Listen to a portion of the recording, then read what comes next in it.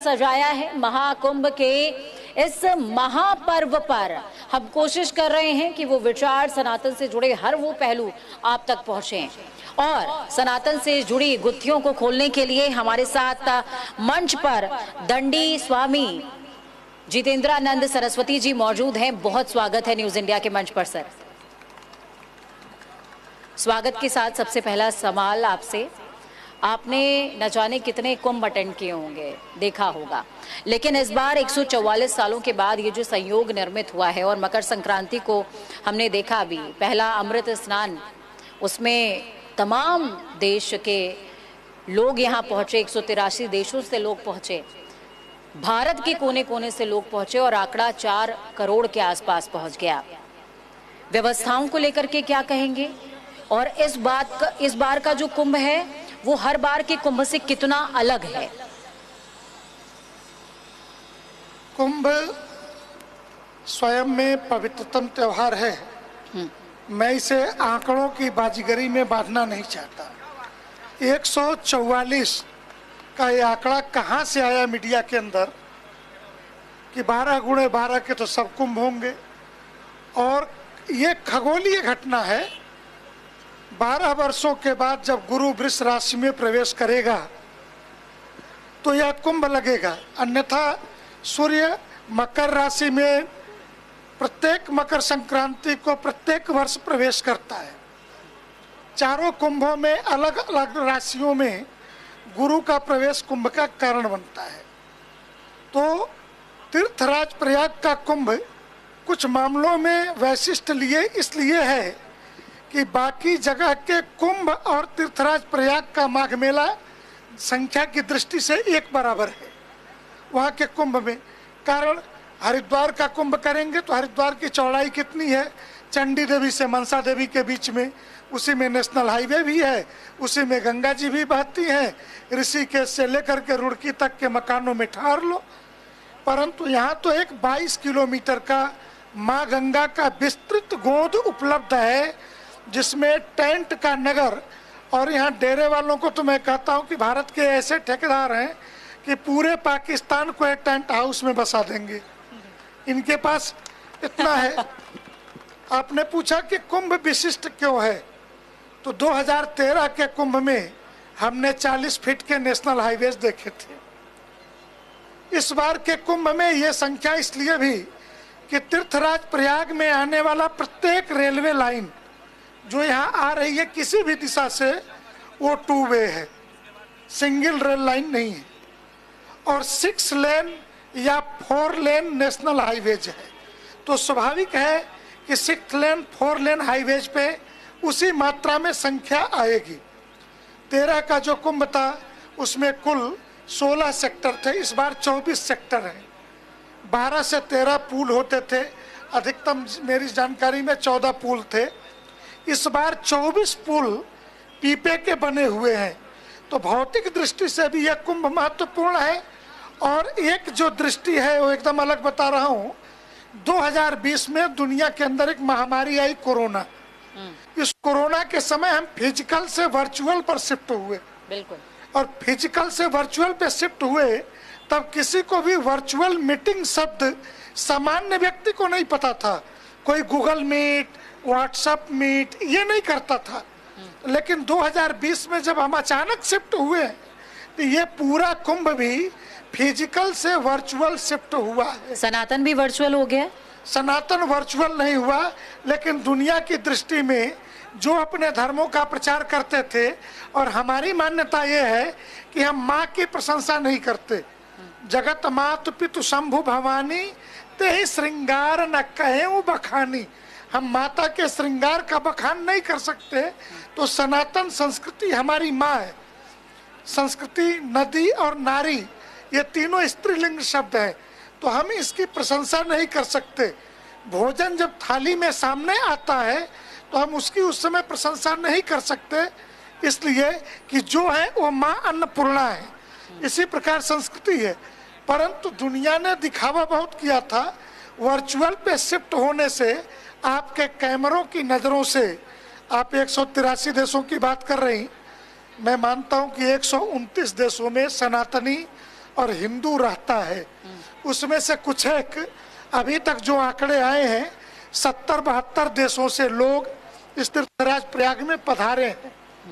विभिन्न शिविरों में, विभिन्न स्थानों पे एक बहुत बड़ी मात्रा में आधी से ज्यादा आबादी युवा और युवतियों की इस कुंभ में आई है स्नान करने के लिए। यह युवा और इतना वर्चुअल हो गया है सनातन और महाकुंभ भी, वर्चुअलिटी का आप जिक्र भी कर रहे हैं, डिजिटलाइजेशन का आप जिक्र कर रहे हैं, और इतना वर्चुअल हुआ है कि अब जो खाड़ी प्रदेश हैं, गल्फ कंट्रीज हैं, वहां तक में सबसे ज्यादा सर्फ हो रहा है। और इसके अलावा हमारा पड़ोसी पाकिस्तान आ तो सकता नहीं, लेकिन फिलहाल गूगल सर्च तो कर रहा है।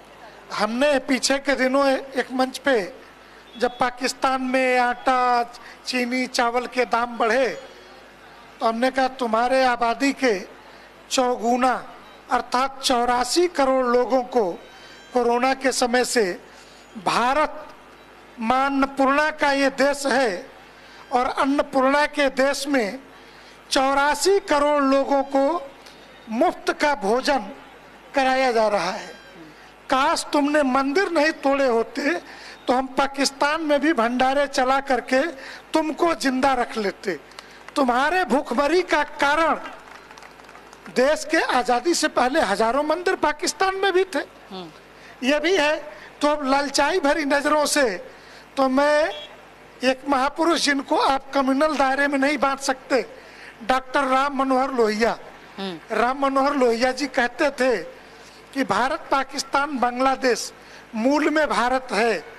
ये आज नहीं तो कल बांग्लादेश और पाकिस्तान की मजबूरी होगी कि भारत गणराज्य का पुनः हिस्सा बने, राज्य के रूप में हो।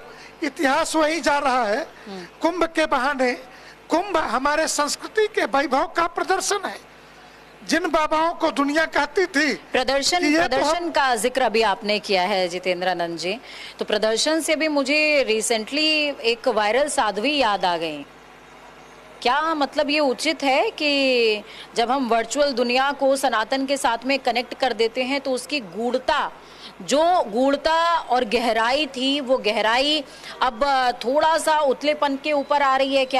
क्या जिस तरीके से एक वायरल महिला को रथ पर बैठा दिया गया वो उतना उचित था क्या? मेरा मानना है जब गंगा जी में बाढ़ आती है, इस बाढ़ के साथ कीचड़, गंदगी, दूर तक फैला हुआ वातावरण जो गंदा होता है वो भी गंगा जी में बहने लगता है। जब पानी स्थिर होता है तो स्थिरता के साथ वो सारी चीजें जम जाती हैं। कभी तो कोई रत्ना कर रहा होगा जो बाद में वाल्मीकि हुआ और आदि कवि होगा। तो समाज में ऐसे लोगों को हम चिन्हित करके मनाही कर दें कि नहीं, आपको संस्कार नहीं दिए जाएंगे, ये आपका अधिकार नहीं है। लेकिन मेरा कहना है सनातन धर्म के दो शब्दों को ध्यान में रखिएगा, दर्शन का आधार और प्रदर्शन का आधार।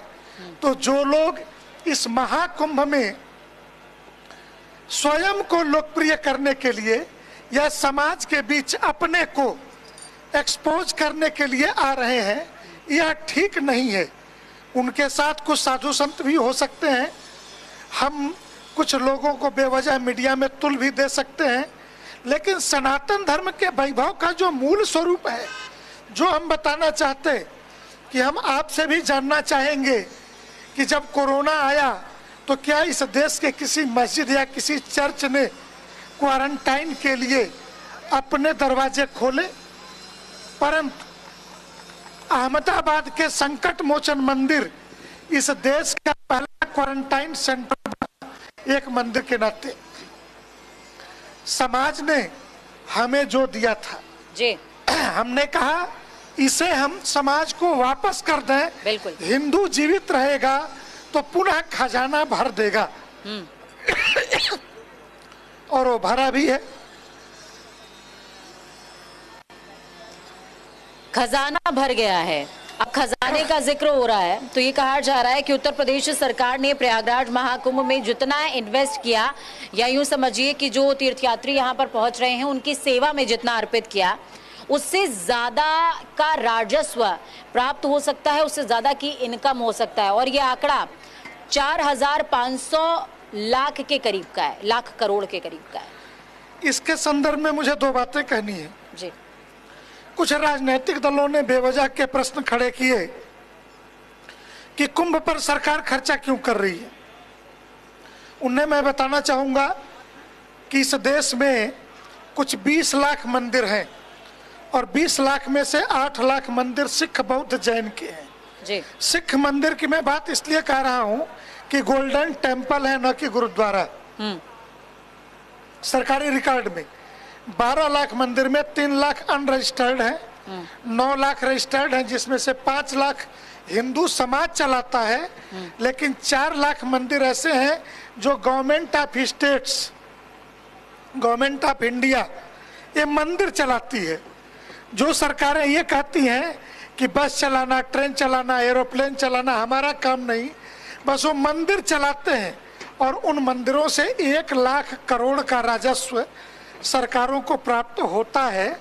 देश के 33,800 बड़े मंदिर, तिरुपति बालाजी से लेकर केरल के पद्मनाभ स्वामी तक, काशी के विश्वनाथ मंदिर से लेकर के आप मुंबई के सिद्धि विनायक तक, ये सभी मंदिर सरकारी ट्रस्ट है।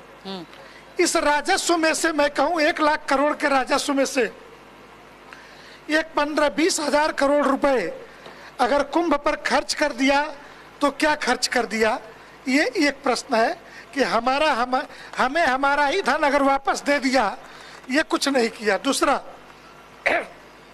इस कुंभ में 40 करोड़ लोग आएंगे। भारत और चीन के बाद ये 40 करोड़ लोग दुनिया के किसी देश की आबादी 141 देशों किसी की आबादी 40 करोड़ नहीं है, ये ध्यान रखिएगा। यहाँ 40 करोड़ लोग आके जाएंगे। दुनिया के 90% देश वो हैं जिनकी आबादी 5 करोड़ से भी कम है। एक देश की 5 करोड़ से कम आबादी के जो ये देश हैं, इतना अनुमानित है 29 जनवरी मौनी अमावस्या के दिन पिछली बार 4 करोड़ लोगों ने अर्धकुंभ में एक दिन में नहाए थे। जी। इस बार प्रथम शाही स्नान के दिन ही, जो अमृत स्नान है, उस दिन ये संख्या हम 4 करोड़, 3.5 करोड़, 4 करोड़ आंकड़ों में हम झूल रहे हैं। हमारा मानना है 6 करोड़ लोग। आप ये बता रहे हैं कि महाकुंभ की विशेषता इतनी ज्यादा है, महाकुंभ पर सरकार ने इतना खर्चा कर दिया तो क्या हुआ, हमारा ही पैसा हम पर वापस आया है। ये तमाम बातें आपने हमारे साथ में साझा करी, सनातन का महत्व भी बताया। लेकिन जब ये इतना ही अच्छा है, इतना ही विशाल है, तो पुरानी सरकारों ने इसका आयोजन भी किया था, लेकिन अब मौजूदा समय में वही विरोध कर रही है। उसका कारण है 1989 में कांग्रेस की सरकार थी, श्री राजीव गांधी जी प्रधानमंत्री थे। जी। आंकड़े निकाल के देखिए, 89 के जनवरी में पूर्ण कुंभ लगा था। जी। उस 89 के जनवरी के कुंभ में आने वाले तीर्थयात्रियों पे बस और रेल पर एक्सेस टैक्स लगाए गए थे। अतिरिक्त कर कुंभ के नाम पर ठोका गया था। जी। तब भी हिंदू मेला करने आया था। 89 के बाद 12 वर्ष बाद 2000 हिंदू ने तो मेला तब भी करने आया था जब 1906 में ब्रिटिश सरकार ने आयोजित किया था, और तब भी हमने उनको 10,000 का रेवेन्यू दिया था। तब भी रेवेन्यू दिया था, क्योंकि हमारी धार्मिक आस्था है, हम तो आएंगे। सरकार व्यवस्था करती और नहीं करती। अंतर इतना ही पड़ा कि 2013 के कुंभ और वर्तमान के कुंभ का फिजिकल वर्चुअल के साथ सड़कों के निर्माण से लेकर के कुंभ की व्यवस्था, अंतर इतना ही कि 2013 में प्लेटफॉर्म बदलने से सैकड़ों लोग रेलवे स्टेशन पे मर गए थे।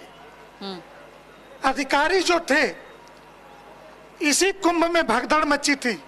अधिकारी तन करके बात करते थे, आज वही अधिकारी संतों के सामने घुटनों के बल बैठ करके बात करते हैं।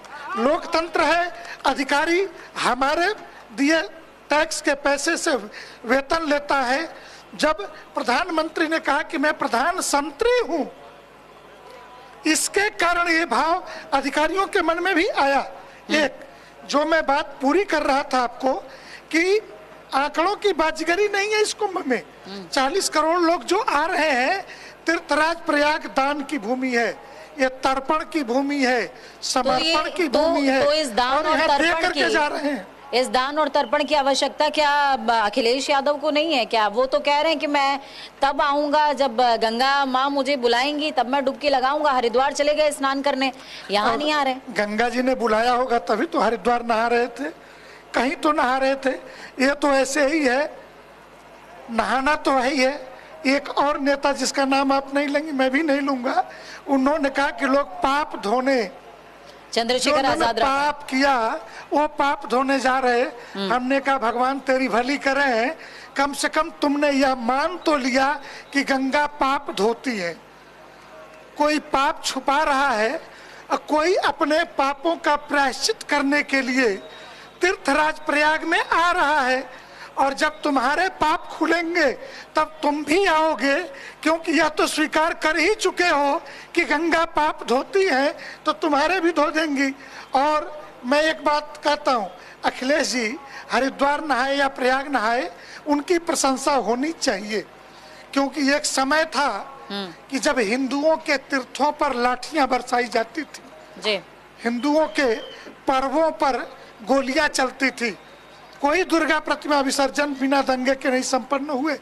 और तब सरकारी भवनों में, राष्ट्रपति भवन से लेकर राजभवन, प्रधानमंत्री से मुख्यमंत्री निवास में छेदैया टोपी लगा करके, कंधे पे अरबी गमछा डाल करके रोजा इफ्तार की पार्टियां सरकारी धन से होती थी एक समय में।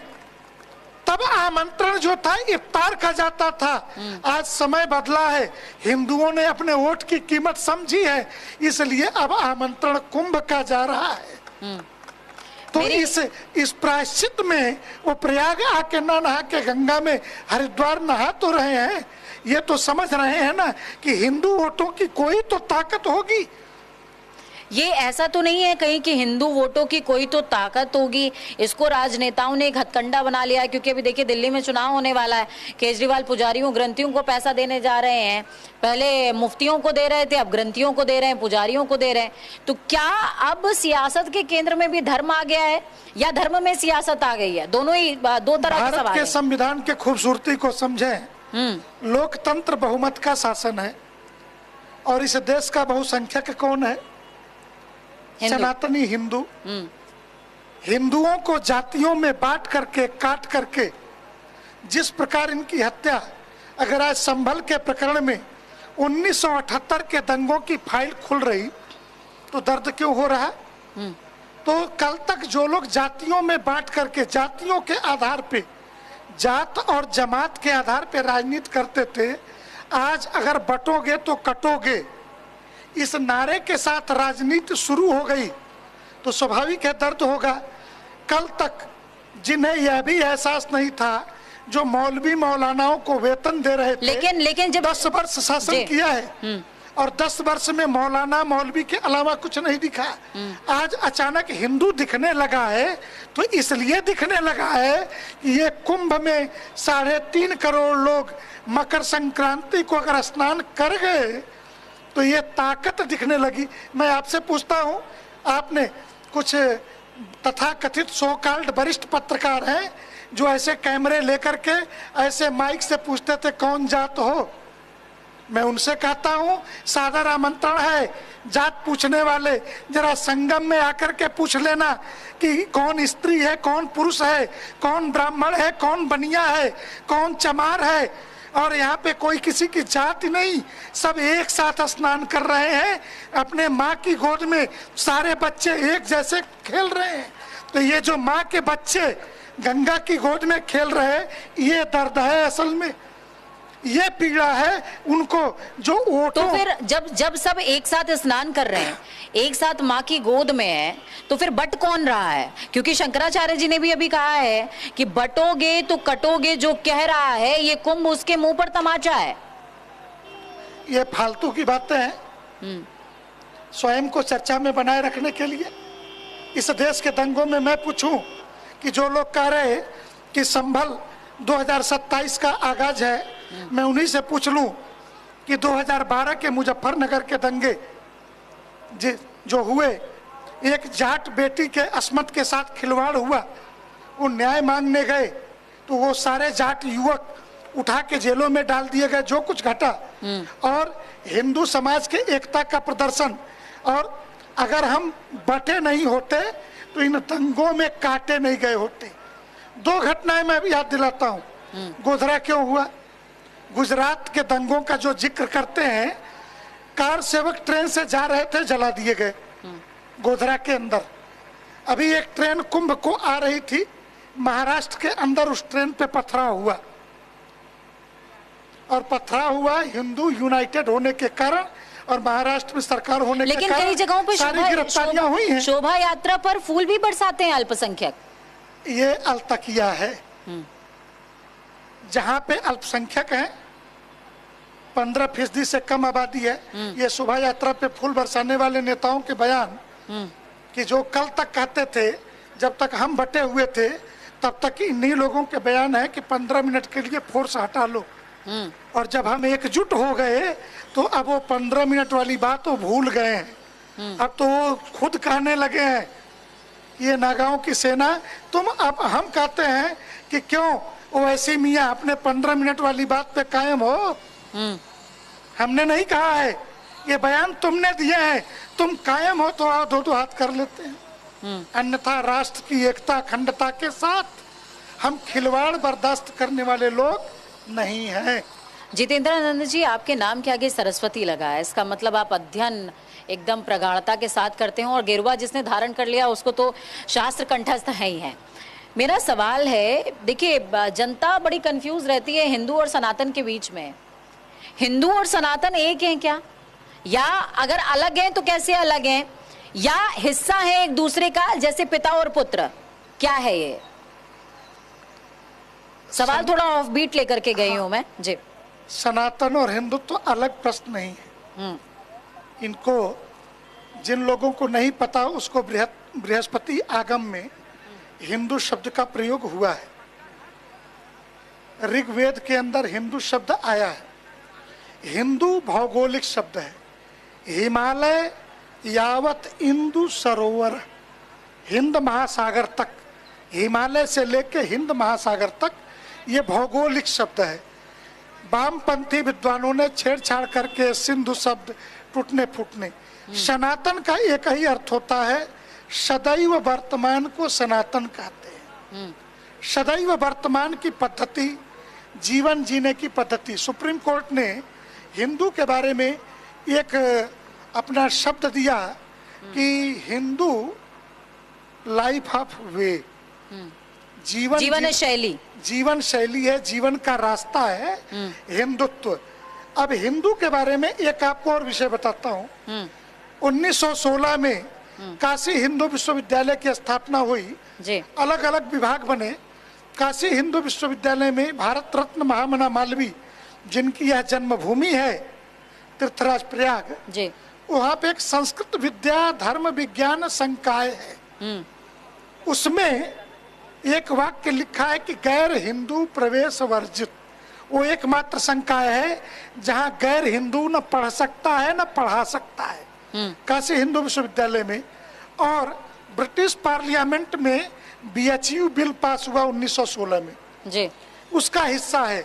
हिंदू कौन है वहाँ पर संस्कृत में बोर्ड लिखा हुआ है, कभी आपको जाना चाहिए, अपने कैमरे से उस बोर्ड को देखना चाहिए। आपने बोर्ड का जिक्र कर दिया कि सिख बौद्ध जैन ये तीनों सनातन की परंपरा में हिंदू हैं, और भारतीय संविधान में सिख बौद्ध जैन ये तीनों हिंदू हैं, सनातन के साथ ही। जब बुद्ध से पूछा गया जी कि आप कोई अलग संप्रदाय चला रहे हैं, तो उन्होंने पाली भाषा में कहा येसो धम्म सनातनो, यह धर्म सनातन है। जब भगवान राम से बात पूछी, जब मारिच, वाल्मीकि रामायण में मारिच का प्रसंग आता है, तो कहते हैं कि ये सनातन धर्म की प्रवाहित होने वाली धारा है, अरण्य कांड के अंदर है। इसलिए इन सारे उदाहरणों से सनातन वर्सेज हिंदुत्व का ये वामपंथी कुत्सित विचार, उसमें कुछ साधु वेश कालनेमी भी है। जो सनातन वर्सेज हिंदुत्व, जैन, बौद्ध, सिखों को सनातन से अलग करने की साजिश, इसमें आपके चैनल के लिए और आपके लिए विशेष तौर से कि एक अंग्रेज डीएम था जॉन मैकालिफ जी, अंग्रेज डीएम था, और उस व्यक्ति ने एक बड़ा खेल खेला। वो कहा कि मेरा मन परिवर्तित हो गया और मैं सिख बनूंगा, और उसी व्यक्ति ने अकाली सिद्धांत की रचना की कि जो सिख हैं, जो गुरुओं के शिष्य हैं, जो सिख कहे जा रहे, ये गैर हिंदू हैं। इस सिद्धांत का प्रतिपादन करने वाला जॉन जे.एफ. मैकालिफ है। दूसरी एक बात मैं पूछता हूँ कि जाति गणना भारत में जाति पर 1857 से पहले कोई भी पुस्तक, आप गूगल पे सर्च मारिए, जो भी आपके पत्रकार बंधु हैं वो सर्च मार के मुझे बता दें। पहली पुस्तक है जॉर्ज एस ग्रियर्सन की जातियों पर आधारित the caste of language, 7 volume में है जी। 7 वॉल्यूम में यह पुस्तक जो है हिंदुओं को जातियों में बांटा जाए। मैं पूछता हूँ जात सर्टिफिकेट देता कौन है जी? जात सर्टिफिकेट डीएम के ऑफिस से जारी होता है। ये जो नेता जाति का रोज रोना रोते हैं, ये सभी संसद और विधानसभाओं में सर्वसम्मति से प्रस्ताव ला करके जाति समाप्त कर दें। हमारे यहाँ से कास्ट सर्टिफिकेट जारी तो होता नहीं। आप आइए कुंभ में देखिए। इसलिए हिंदू समाज को बांटने का षड्यंत्र सनातन वर्सेज पुरातन, सनातन वर्सेज हिंदू, सनातन वर्सेज सिख, बौद्ध, जैन। आपके जानकारी के लिए हमारे अब आप 13 अखाड़े हैं। 13 अखाड़ों में 7 सन्यासी के हैं, 3 सिखों के हैं और 3 वैष्णवों के जी। आपने सनातन का इतना बढ़िया इलैबोरेशन किया और बीच में आपने जिक्र किया कि जो गैर सनातनी हैं उनको प्रवेश नहीं। तो इस बार महाकुंभ के लिए भी ये उद्घोषणा हुई कि गैर हिंदुओं को महाकुंभ में ना रोजगार मिलना चाहिए, ना यहाँ पर दुकान उन्हें लगानी चाहिए, उनका प्रवेश वर्जित होना चाहिए। इस तरीके का उद्घोष तमाम साधु सन्यासियों ने, धर्मावलंबियों ने एक साथ मुखर होकर के किया। इस पर आपके क्या विचार? इसके बारे में मेरा मानना यह है, उनके धर्म में ही 2 शब्द है, हलाल और हराम। तो कम से कम इस कुंभ क्षेत्र में हलाल की रोटी तो नहीं मिलने वाली है, तो हराम की रोटी खाने के लिए अगर वो आते हैं तो इस्लाम से वो स्वतः खारिज हो जाते हैं। दूसरा मेरा मानना है कि जहां हमारी आस्था न हो वहां हम दामन फैलाएं क्यों रोटी के लिए? ये तो इस्लाम के धर्म गुरुओं को, उनके मजहबी नेताओं को, उनको स्वयं समझाना चाहिए। दूसरा हमारा पक्ष इतना ही है कि ये हमारा पवित्रतम त्योहार है जो 1.5 महीने चलेगा जी। 13 जनवरी से प्रारंभ होकर 26 फरवरी तक ये कुंभ हमारा चलेगा, पौष पूर्णिमा से शिवरात्रि तक। इस संपूर्ण त्योहार के दौरान हम अपने सुचिता, पवित्रता से कोई समझौता नहीं कर सकते। और जब समाज को ये पता हो कि ये थूक लीगी गैंग है, ये मूत लीगी गैंग है, ये यही करता है, भोजन के साथ इसका यही व्यवहार है, तो उसे कुंभ में प्रवेश क्यों दिया जाए? फिर रोटी के लिए तुम्हें हमारा धर्म याद आ गया, अन्यथा गाली देने के लिए, चाकूबाजी करने के लिए, गालियां बकने के लिए तुम्हारी हमारे कोई आस्था है नहीं, न राष्ट्र के प्रति तुम्हारी कोई निष्ठा है। अरे मैं तो ये कहता हूँ कि वंदे मातरम एक ट्रेन पे लिखा है, इतने मात्र से उस ट्रेन पे पथराव करने वालों को हम कैसे स्वीकार कर लें? क्या आप स्वीकार करेंगी? इस देश की आत्मा स्वीकार करेगी ऐसे लोगों को? ये फालतू की बातें हैं, सिर्फ रोटी के लिए। तो देश और क्या स्वीकार करेगा? सनातन बोर्ड के लिए। सनातन बोर्ड एक अपरिपक्व विचार है। आपके हिसाब से फिर क्या होना चाहिए? मुझे से ये उत्तर की अपेक्षा नहीं होगी। मेरा मानना है सनातन बोर्ड अपरिपक्व विचार है। कहीं हम सनातन बोर्ड की आड़ में वक्फ बोर्ड को बचाने की कोशिश तो नहीं कर रहे? कैसे? वक्फ बोर्ड 9 लाख एकड़ जमीन भूमाफिया के पास है। वक्फ के नाम से एक भूमाफिया है जी। दुनिया के 56 इस्लामिक देशों में क्या आज तक कभी किसी ने वक्फ का अर्थ दान होता है? क्या किसी ने अल्लाह ताला को जमीन दान नहीं दी? 56 इस्लामिक देश है और 56 में कहीं वक्फ बोर्ड नहीं है। सिर्फ इंडिया में, हिंदुस्तान में ही अल्लाह ताला को जमीन दान में मिलती है। और किसी की जमीन कहीं उठा करके बता दो। इस्लाम पैदा होता है 1400 साल में, भारत में आता है 6ठी शताब्दी में, और 1500 साल पुराना गांव वक्फ बोर्ड के नाम चढ़ जाता है। ये सरासर गुंडागर्दी नहीं तो और क्या है? तमिलनाडु की ये घटना है, 1500 साल पुराना गांव, और संजोग से ये घटना भी चर्चा में नहीं आती। अगर उस गांव का एक IAS दिल्ली में पदस्थ न होता जिसका वो गांव था, तो ये दिल्ली के मेन स्ट्रीम मीडिया में तो चर्चा में नहीं आता। मेरा मानना है कि वक्फ बोर्ड को बचाने, किसी प्रकार के बोर्ड की सनातन हिंदू समाज को जरूरत नहीं है। आप पूछेंगे क्यों? क्यों? सनातन धर्म में, मेरी बात थोड़ी अटपटी लगेगी, कोई सर्वोच्च नहीं है। 127 संप्रदाय है, अलग अलग उप संप्रदाय मिला के 159 है, जिसमें से 59 अर्थात 59 आदिवासी वनवासियों के धर्मगुरु हैं जी।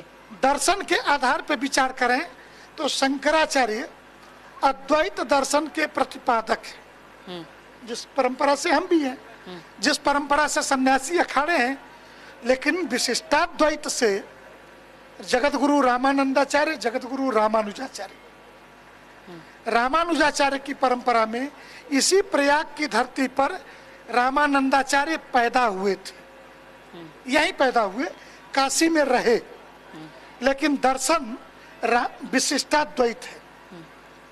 तो हम दर्शन के आधार पे आचार्य का विचार करते हैं। तो हम ऐसा कैसे कह दें कि यह दर्शन सर्वश्रेष्ठ है?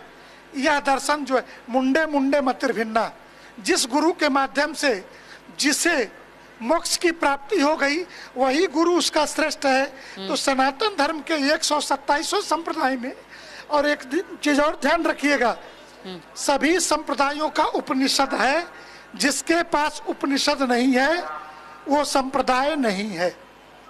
तो आप सनातन बोर्ड के पक्ष में नहीं है? कतई नहीं, क्योंकि सनातन बोर्ड में किसको क्या इसके पीछे ये रीजन है कि जब किसी तरह के बोर्ड का गठन होता है या जब हम बोर्ड की बात करते हैं तो उसमें कुछ विशेष व्यक्तियों का वर्चस्व हो जाता है जो सरकार के प्रतिनिधि हो, तो कहीं ये तो आप लोगों के मन में डर नहीं है कि सरकार का कोई प्रतिनिधि उसमें सम्मिलित कर लिया गया तो हमारे जो धर्म के मूल्य हैं उनका क्या होगा, धर्म संरक्षण का क्या होगा? भारत की सुप्रीम कोर्ट भारत के नागरिकों के अधिकारों का संरक्षण करती है जी। एक बड़ी घटना बताता हूं, 2019 में श्री राम जन्मभूमि पे जो निर्णय आया उसमें सुप्रीम कोर्ट ने कहा कि आप ट्रस्ट बनाइए। ये देश का पहला ट्रस्ट है जो भारत के पार्लियामेंट में 5 फरवरी 2020 को भारत के प्रधानमंत्री ने घोषित किया जी। जिस ट्रस्ट का रजिस्ट्रेशन दिल्ली के साउथ दिल्ली जिला कोर्ट के अंदर के पाराशरन जैसे सुप्रीम कोर्ट के वरिष्ठतम वकील ने कराया रजिस्ट्रेशन, उसमें 3 IAS हैं, home secretary central, home secretary state and DM, लेकिन तीनों IASों को वोटिंग राइट्स नहीं है। 5 संत हैं। इसलिए ये कहना कि किसी बोर्ड से मैं पलट के पूछूं कि एक सामान्य सा बोर्ड बन जाए तो पंचदेव पूजन, शैव, शाक्त, वैष्णव, अलग अलग परंपरा, कौल, तांत्रिक पूजा विधि, क्या एक ही बोर्ड निर्धारित कर देगा क्या? ये सबके अलग अलग मंदिर हैं, सबकी अलग अलग पूजा पद्धतियां हैं। इसलिए केंद्रीयकरण नहीं, अगर कुछ बनना है तो धर्म स्वतंत्रता के अधिकारों के अंतर्गत वो 4 लाख मंदिर स्वतंत्र हो जाएं और ग्रामीण स्तर पर उसका बोर्ड बने। जहाँ का मंदिर है वहीं का समाज संरक्षण करे अपने मंदिर का। जैसे त्रियुगी नारायण में होता है, बहुत सारे मंदिर हैं। मैं श्री राम जन्मभूमि भी लेटेस्ट उदाहरण है कि ये समाज का बोर्ड है, जहाँ मैंने बताया ना IAS बैठते हैं बैठक में, लेकिन निर्णय लेने का अधिकार अध्यक्ष है नृत्य गोपाल दास, महामंत्री। लेकिन जब हम राम मंदिर की बात कर रहे हैं तो राम मंदिर के लिए भी तो देखिए बीच में बहुत सारे करप्शन के आरोप सामने आने लग गए थे कि जमीन को किस तरीके से हस्तांतरित किया गया और वो भी तमाम चीजें। तो कैसे कहा जाए या कैसे इस बात पर विश्वास राजनेताओं का फर्जी प्रोपेगेंडा था और इस पाप को भुगतना था उन राजनेताओं को जिन जिन लोगों ने आरोप लगाए। कालांतर में किन्हीं किन्हीं कारणों से सभी जेल गए। अयोध्या को मैंने अपने जीवन में कम से कम बहुत नजदीक से देखा है। मैं तीसरी पीढ़ी हूँ श्री राम जन्मभूमि के आंदोलन की, और मेरे गुरुदेव उस ट्रस्ट के वरिष्ठतम ट्रस्टी भी जी, पूज्यपाद जगत गुरु शंकराचार्य स्वामी वासुदेवानंद सरस्वती जी ट्रस्ट के ट्रस्टी भी। लेकिन ये आरोप कौन लोग लगा रहे थे? भूमाफिया, जिन्हें जमीनों का लेन देन करना था। हमें जमीन किससे खरीदनी थी? जमीन तो बाजार भाव पे मिलने वाली थी, और जमीन लोगों ने लिखवा करके किसके नाम रखी थी? सारे माफियाओं ने। किसी अरे गहरे नत्थु खैरे की जमीन कब्जे में थी। और जब राम जन्मभूमि पे निर्णय आया तो ये व्यक्तिगत मेरे विचार थे कि अगर वेटिकन सिटी 86 एकड़ में है, मक्का का परिसर 90 एकड़ से मैंने वो 95 105 के बीच झूलता है, और बालू की रहती है, तो उसके बारे में क्या कहना। तो हमने कहा लेकिन राम जन्मभूमि कम से कम 108 एकड़ का परिसर होना चाहिए, और तत्काल में 76 एकड़ का परिसर था। तो आसपास की सारी जगह खरीदी जानी थी। और मैं एक उदाहरण देता हूं कि उत्तर प्रदेश की सरकार ने काशी में 1500 करोड़ रुपए दिए, 400 मकान जमींदोज किए गए। भगवान विश्वनाथ और गंगा के बीच में वो जो विश्वनाथ धाम कॉरिडोर बना, मुहमांगी कीमत दी गई है। जिनके मकान थे बाजार भाव पे खरीदे गए हैं। अयोध्या में भी बाजार भाव पे खरीदा। तो आप बाजार भाव और सरकारी रेट दोनों के बीच अंतर होता ही है। पैसे तो बाजार भाव पे विषय तो वैसा था। अब चलिए हम देखिए, अब चूंकि इस सेशन के लास्ट में हम आ चुके हैं और गंगा के तट पर मौजूद हैं। ये समागम हो रहा है, महाकुंभ का समागम है, और न्यूज़ इंडिया भी एक समागम का आयोजन कर रहा है। एनजीटी ने सर अभी रिसेंटली एक रिपोर्ट जारी करी थी महाकुंभ से जस्ट पहले ही। उस रिपोर्ट में कहा गया कि माँ गंगा की जो अविरल धारा है वो उतनी अविरल नहीं रही कि आप उसका पान और आचमन कर सकें। स्नान कर सकते हैं, आचमन नहीं कर सकते। इस पर आपका क्या विचार है? एनजीटी ने कुछ दिन पहले अमरनाथ में जलते दियों पर भी आपत्ति जताई थी। तो क्या करें, हम अमरनाथ में न जाए? क्या करें? दूसरे जी, स्नान का पर्व है। गंगा के बारे में 4 शब्द हैं, दरस परस मज्जन अरु पाना। सारे गंगा क्या है? त्रिपथगा है। त्रया शूल निर्मूलनम शूल पाणी। भगवान शिव के जो त्रिशूल धारण करते हैं उनके सर पर भागीरथी अलकनंदा मंदाकिनी की ये धारा जो देव प्रयाग से गाम गते इति गंगा, ये गंगा आती है। और प्रयाग में आते ही पुनः 3 धाराएं गंगा, यमुना और अदृश्य सरस्वती का यहाँ पे मिलन हो जाता है, जहाँ हम स्नान करते हैं। बिल्कुल। मैं आपसे पूछता हूँ कि दुनिया के किसी संप्रदाय में बेथिंग कंसेप्ट है क्या? स्नान का सिद्धांत इस्लाम में, क्रिश्चियनिटी में नहाने का सिद्धांत, और समूह स्नान तो एकदम नहीं है। दुनिया के 5 देशों के वैज्ञानिकों ने काशी हिंदू विश्वविद्यालय के गंगा विभाग के अंडर में रिसर्च करके दिया कि समूह स्नान से इम्यूनिटी बढ़ती है। पूरे कोरोना में इम्यूनिटी बढ़ाने के लिए WHO दवाई बता रहा था, लेकिन समूह स्नान नहीं बता रहा था। ये दुनिया भर के वैज्ञानिक बता रहे, और ये हजारों साल से हमारे ऋषियों ने बताए। रही बात एनजीटी की, जब कुंभ आते हैं तभी उसे याद आती है। तो यानी कि पर्वों पे गंगा है ये बात महाराज जी, समय कम है। देखिए, हम गंगा के महात्म्य की बात कर रहे हैं, हम गंगा की बात कर रहे हैं, हम गंगा तट पर महाकुंभ की बात कर रहे हैं, उस महाकुंभ की जिसका महात्म्य महापर्व से बिल्कुल कम नहीं। तो पुण्य फले महाकुंभ चले, आप महाकुंभ आइए। महाकुंभ का आयोजन न्यूज इंडिया भी समागम का आयोजन कर रहा है। जितेंद्रानंद जी हमारे साथ में थे, जिन्होंने सनातन के अलग अलग पहलुओं पर अपने विचार साझा किए। बहुत बहुत आभार। वक्त यहाँ पर एक छोटे से ब्रेक का, ब्रेक के उस पार लगातार समागम जारी है।